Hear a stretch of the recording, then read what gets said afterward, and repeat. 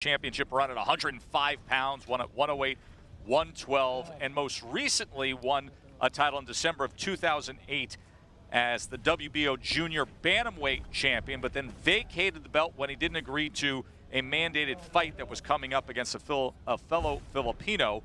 His desire is to be in against the best at division. We know who that is. That is Estrada and Chocolatito, and of course, Sorung Savai.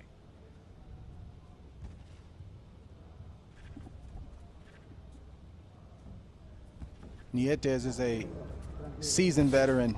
When you look at him, you may not see a lot that jumps off at the screen at you, but he is crafty for a division world champion, and he's very efficient, very economical with his movements, with his punches, and he does just enough to get the job done. But for a fighter like me, I respect and have a lot of just a lot of admiration for a fighter like this and his longevity in the sport.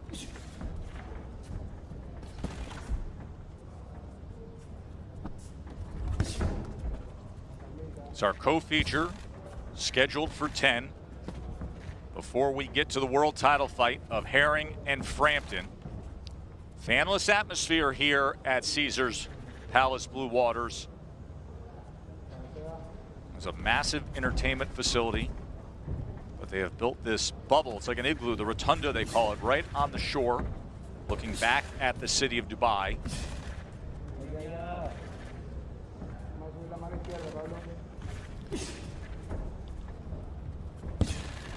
Carrillo is a 10-year pro, he's a veteran at 115 pounds.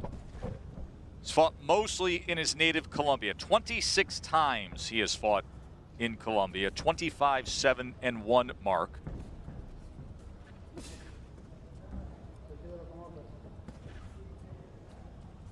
Carrillo has, NIETES has that perfect style, especially if you're a little bit older fighter and you don't have the spring in your legs and the energy that you once had in your 20s and 30s. Just being economical and allowing your brain to get you through even more so than your physical body. You know, one of the valuable things in boxing is to know where your opponent comes from. And Carrillo, he comes from Colombia. And the thing that comes to my mind, you know, in knowing different countries and styles is his punching power. You know, you can see how big his legs are. You can see him trying to sit down on that right hand. You know, he has knockout punching power.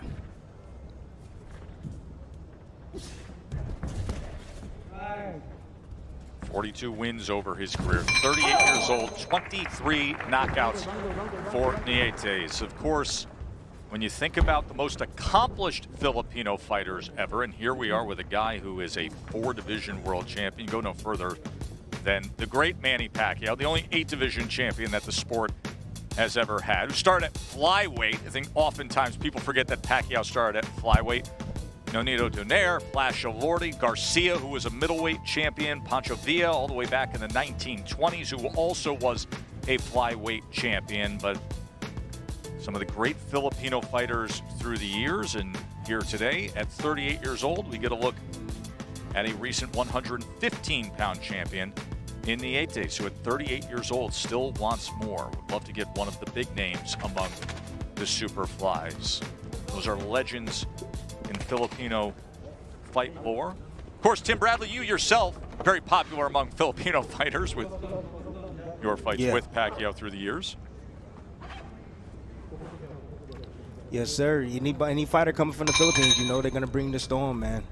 You know, they bring a high-intensity work rate, and, you know, they looking for knockouts. They love the action.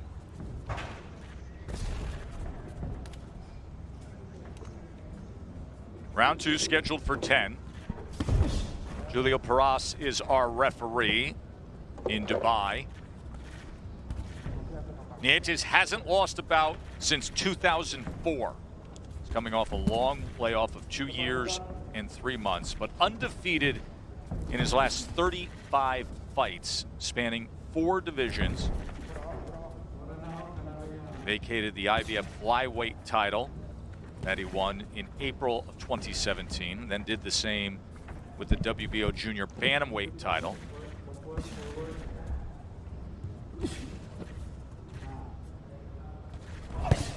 Sometimes, Joe, for an older fighter, a layoff can be problematic, but sometimes It's just an opportunity to rest those older bones, those muscles, especially if that older fighter stays in shape and is constantly working. Sometimes that layoff can be good, and it's not always a bad thing. I'm going to find out that answer here. One of the things that you don't test, one of the things that you, as an older fighter, you have a lot of experience. NIETES has a ton of experience, and you can see how savvy he is in that ring, you know, setting up the younger fighter in CARILLO.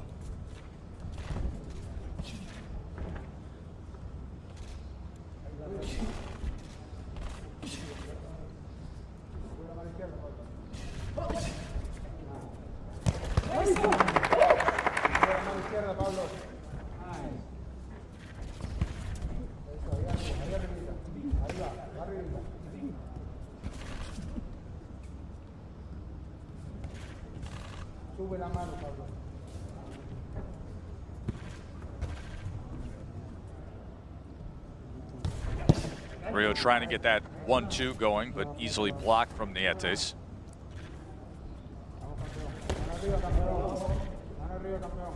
Nice uppercut right there from NIETES. Carrillo, he sits down on that right hand. He's looking for the right hand constantly. That's his power shot. He either throws it straight, and sometimes he loops the shot as well. Rio himself coming off a layoff of 20 months. His last fight was August of 2019.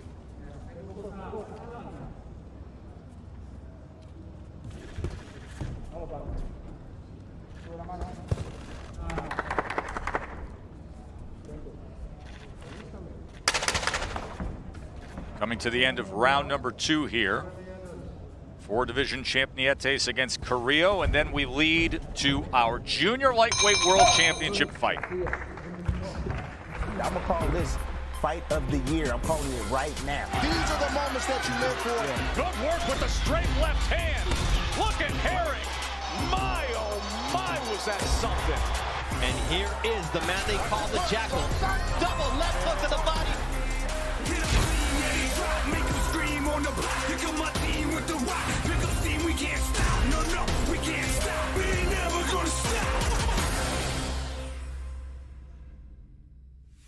Fascinating fight coming your way. The WBO Junior Lightweight World Championship between the defending titleist Jamel Herring, the 35-year-old American, and Carl Frampton, the Jackal, who has said, "I'll retire if I lose this fight." He's trying to become the first Irishman to be a 3-division world champion. And, you know, we've already talked about it earlier, and we're going to get into this more in our lead up to the main event. But there is so much to unwrap when it comes to how you view that fight, whether it's the strategy, whether it's the size, or, Timmy, even getting into the time zone change of this fight or adapting to the heat. This fight taking place in Dubai. That's 10 time zone difference from where Herring trained in Colorado. And Frampton got to Dubai on March 16th, so he had over 2.5 weeks to acclimate, and Herring got there last weekend. Yeah, I'm not too worried about the whole acclimation point. A week, I think, is long enough. I understand that Frampton got there a little bit sooner, and he could feel a little bit more comfortable with the time change or the time zone, but a fight is a fight. It doesn't matter. It's going to go on in the ring, and both guys need to go out there and put it out on the line. Round 3 here between NIETES and Carrillo. In that last round, both men threw 34 punches. Carrillo landing 9, NIETES landing 8.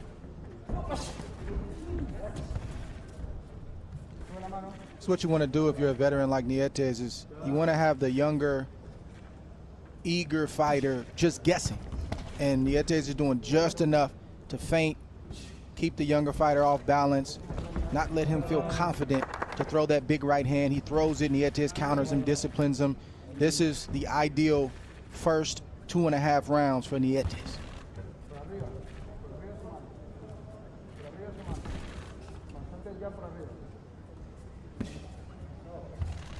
And if you're Carrillo, you can't play that game. You have to press the envelope when you want to press the envelope and rest when you want to rest. You can't play the old Mongooses game because he'll lose that one. Well, it's very interesting. NIETES, you know, is having his way early. I would think that Carrillo would have his way early, and NIETES would have more of his opportunity later in this fight.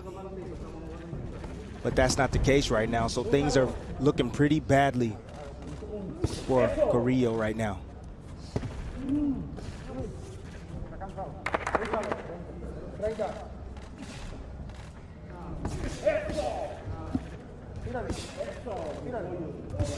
Those are good shots right there from Carrillo.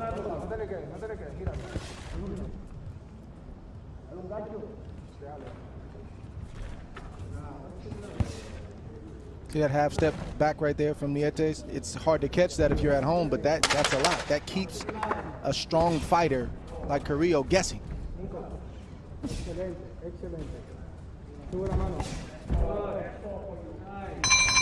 End of 3. 10-round co-feature before we get to the Jackal as he tries to make history today, getting taped up for his world title challenge, going after Jamel Herring's belt at 130 pounds. Of course, Mark, that corner led by Jamie Moore. Well, I've been speaking to both fighters this week, and Frampton thinks one of his big advantages is the acclimation to the time zone. He thinks that Jamel didn't give himself enough time getting here on Saturday. First thing he did was go to the gym. I don't know if Carl's trying to get into Jamel's head, or maybe perhaps he's trying to get into Timmy's head. Yeah, Timmy said doesn't feel like it's a factor. Frampton says it definitely is. He feels like he's finished up very well there in Dubai.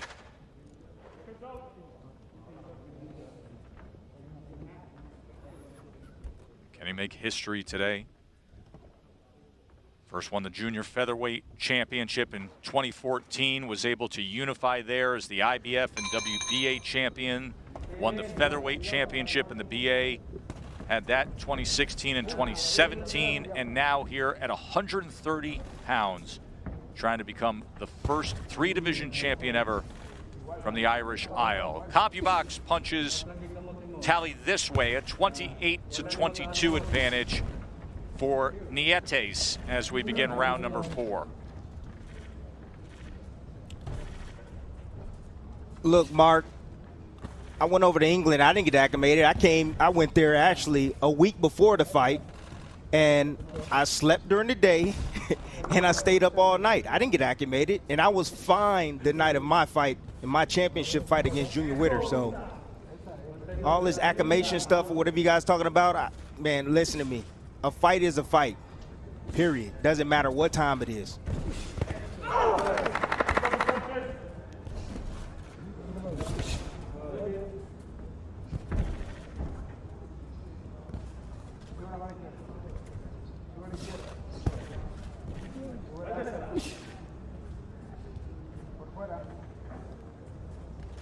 See, it's very important for Carrillo right now to step up the tempo. That's what you need to do against NIETES. He's a vet. Step up the tempo. Make him fight at a higher pace so that way you can wear him down.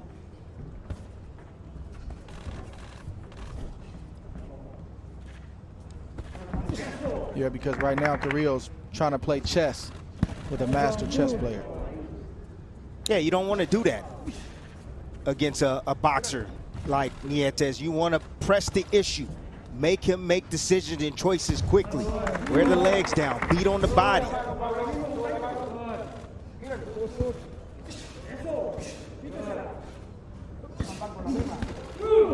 Now on the inside, a 2-punch combination from NIETES, and Carrillo immediately fires back. Came a little wide with that right hand. Guys.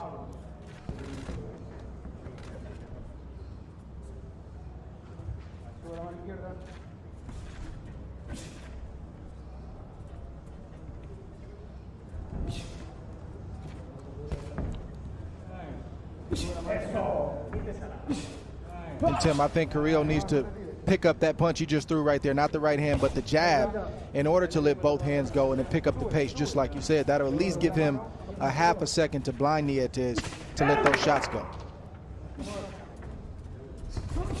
To this point, he's thrown 70 jabs and he's landed 10.